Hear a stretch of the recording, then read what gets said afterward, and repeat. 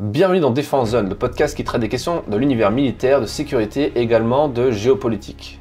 Nous sommes aujourd'hui avec l'un des journalistes de notre rédaction. Salut Romain. Salut Fred. Pour nos abonnés, tu t'es intéressé ce mois-ci à 5 sujets différents. Peux-tu nous en dire quelques mots ? Oui, bien sûr. Le premier d'entre eux nous plonge à la DGSE, la DRM ou le CNCT, dans l'impossible lutte contre le terrorisme. Lorsque l'on fait le point sur les derniers actes terroristes ayant eu lieu sur le territoire français, on se rend compte que bon nombre de ces individus étaient connus, voire même activement surveillés par les services de renseignement.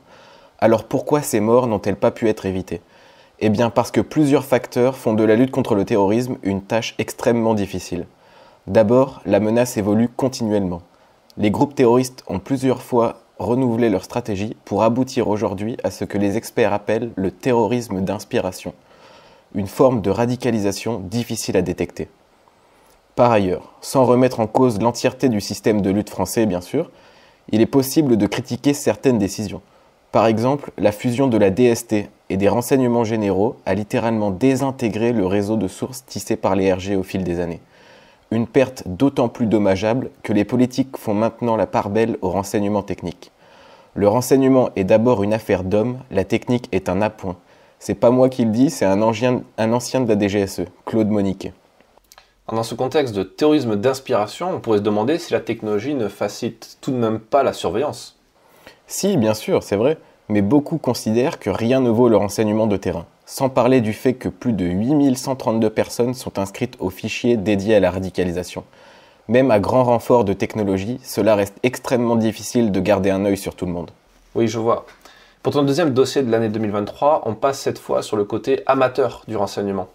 Exactement. Avec la généralisation d'Internet, la démocratisation des smartphones ou bien l'imagerie satellite accessible à tous, le renseignement amateur, souvent appelé OSINT, est en plein essor. Et il serait une erreur de le sous-estimer.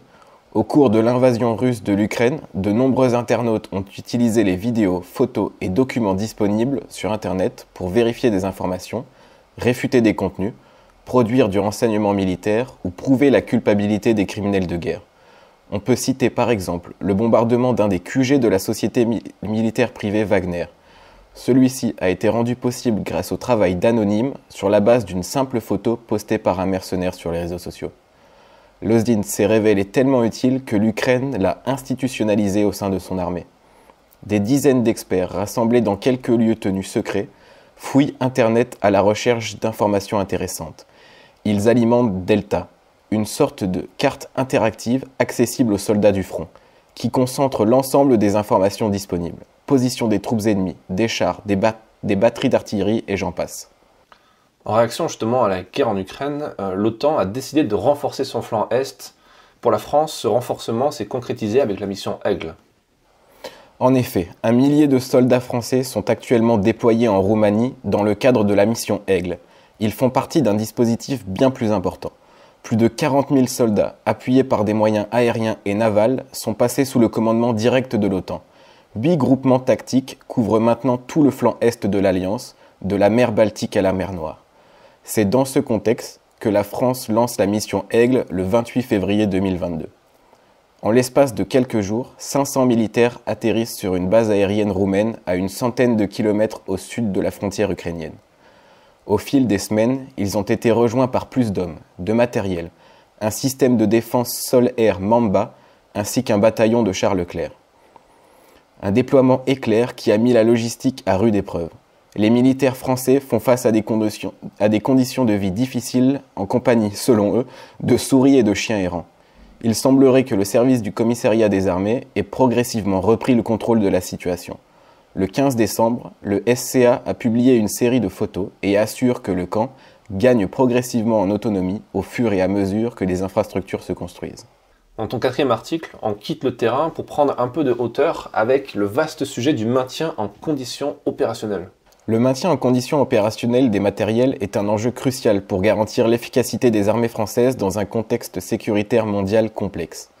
Les transformations entreprises ces dernières années et les augmentations successives de budget rassurent. Elles ont permis d'accroître significativement la disponibilité des véhicules et aéronefs français. Cependant, cet article passe en revue quelques défis qui restent à relever pour accomplir l'adaptation à la haute intensité voulue par Emmanuel Macron. L'entrée en service des véhicules Scorpion est peut-être l'un des plus conséquents. Le Griffon, le Jaguar, le Serval, ils sont bardés d'électronique. Leur entretien va faire exploser les coûts de maintenance alors que la mise en place de l'économie de guerre nécessite déjà d'importants investissements. Et pour clore le mois de janvier, ce mois de janvier 2023, on passe sur un tout autre sujet. Tu t'es intéressé à la sûreté maritime. En effet, ouais, je me suis plongé dans le dernier rapport du MICA Center. L'institution créée par la Marine nationale coopère avec plusieurs marines partenaires pour assurer la veille et l'analyse de la sûreté maritime. En fait, elle émet des alertes et tient à informer les armateurs, les assureurs et de nombreux autres acteurs privés comme publics.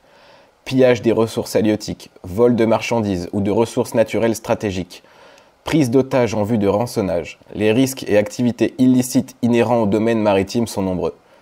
Le MICA dresse le bilan d'une année 2022 mitigée.